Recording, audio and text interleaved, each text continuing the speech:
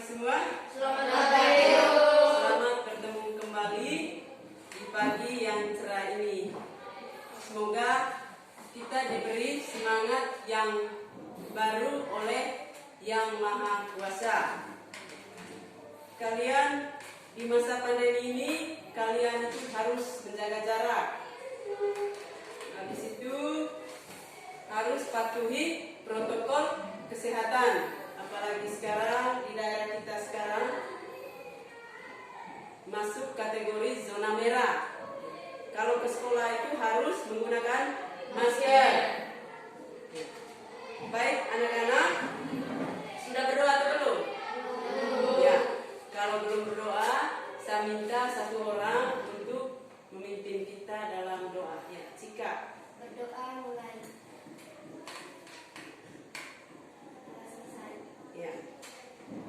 Setelah itu Ibu akan cek hadiran kita semua. Ya, siapa yang tidak hadir hari ini? Hadir semua. Hadir semua? Ya. Baik, terima kasih karena hari ini kalian hadir semua. Saya bangga dengan kehadiran kalian di sekolah ini. Baik anak-anak,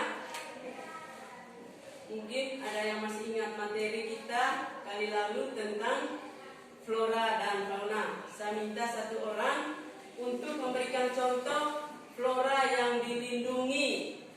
Flora yang dilindungi yang ada di Provinsi NTT. Flora yang dilindungi yang ada di Provinsi NTT. Ya, floranya.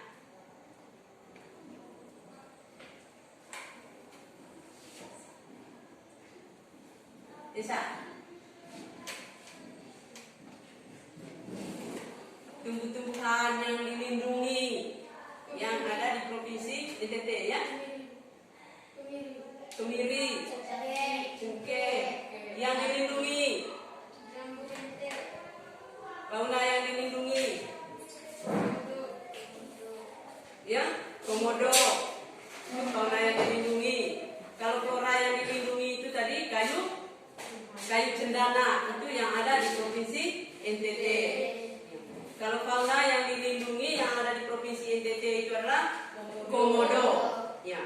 Baik, anak-anak, kita sebagai generasi muda, generasi penerus bangsa, kita harus menjaga dan melestarikan segala jenis flora dan fauna yang ada di Indonesia agar tidak punah.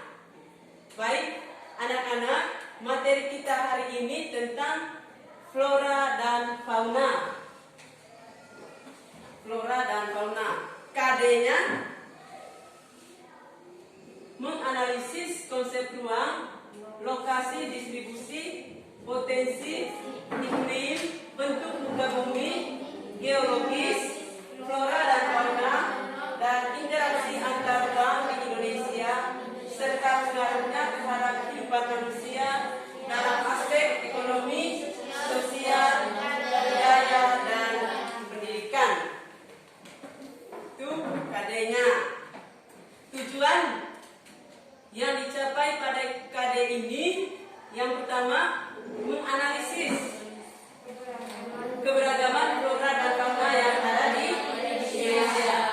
Yang kedua, mengklasifikasikan keberagaman flora dan fauna yang ada di Indonesia. Dan yang ketiga, menganalisis flora dan fauna yang ada di Indonesia. Kita lihat di dalam ini ada video tentang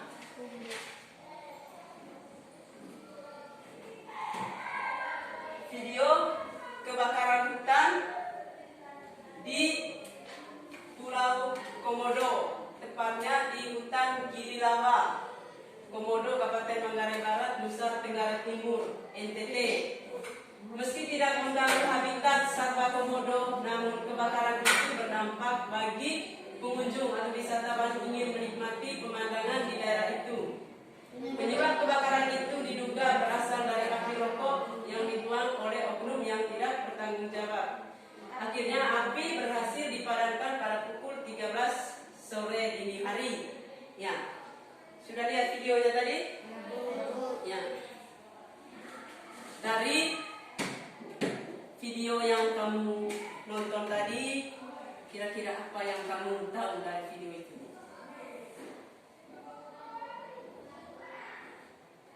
Keren.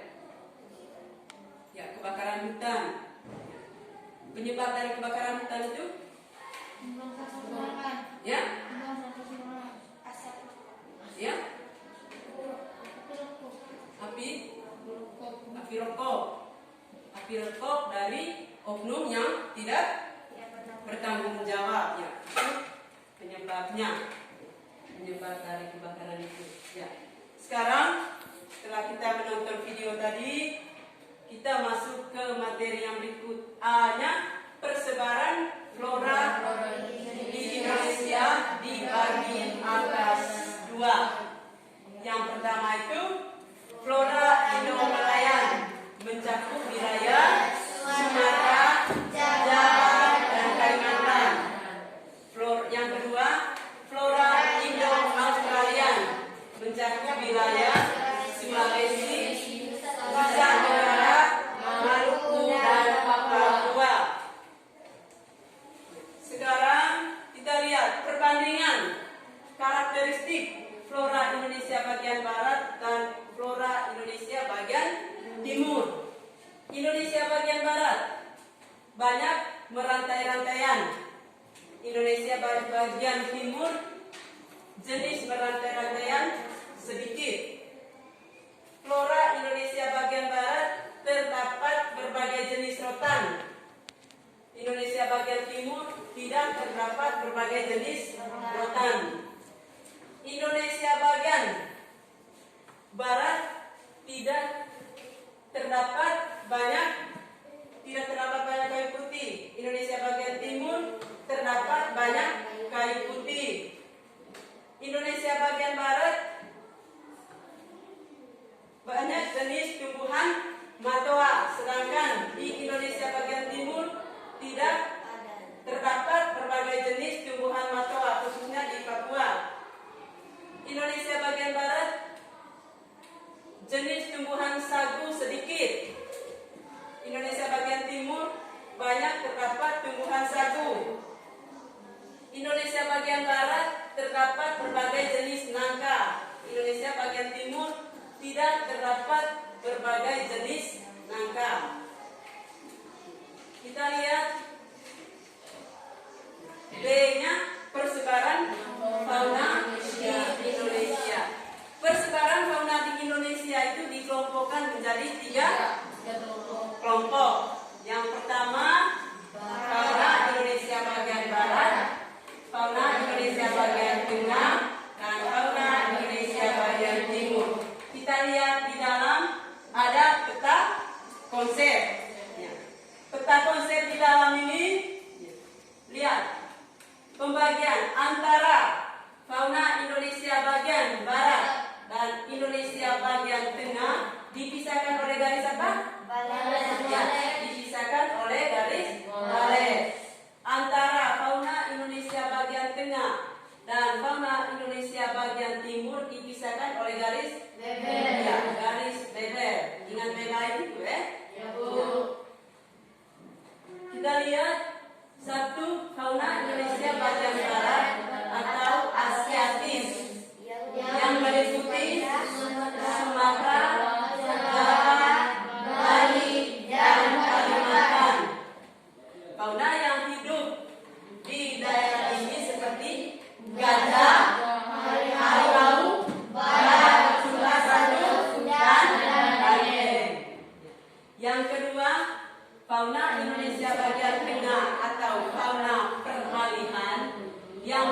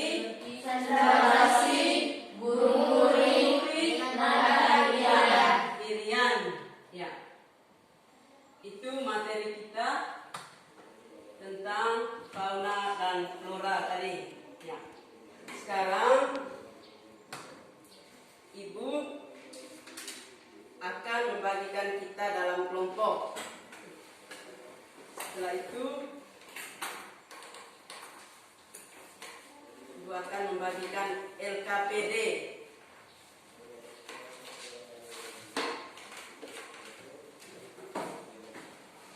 Berarti berapa orang? 2, 4, 6, 8 orang ya. Kita bagi 3 kelompok saja ya.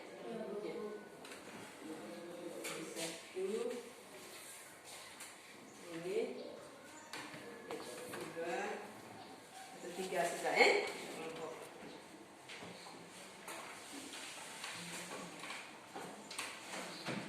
Sekarang kamu kerjakan soal yang ada di LKPD.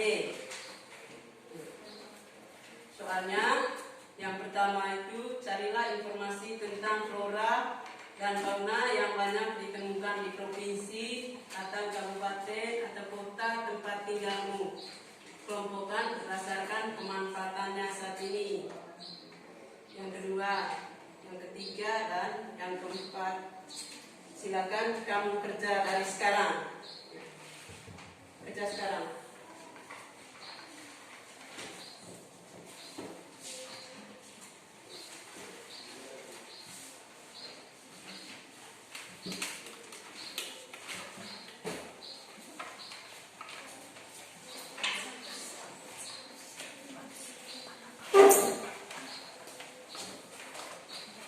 Baik, karena waktunya sudah selesai, saya persilakan satu kelompok untuk mempresentasikan hasil diskusinya. Ya, silakan. Tanggapan saya terhadap masyarakat yang memelihara fauna yang dilindungi, maka masyarakat tersebut seharusnya izin terlebih dahulu kepada pihak yang berwajib, agar nantinya tidak ada kesalahpahaman terhadap sang pemelihara dan tidak menimbulkan permasalahan masyarakat.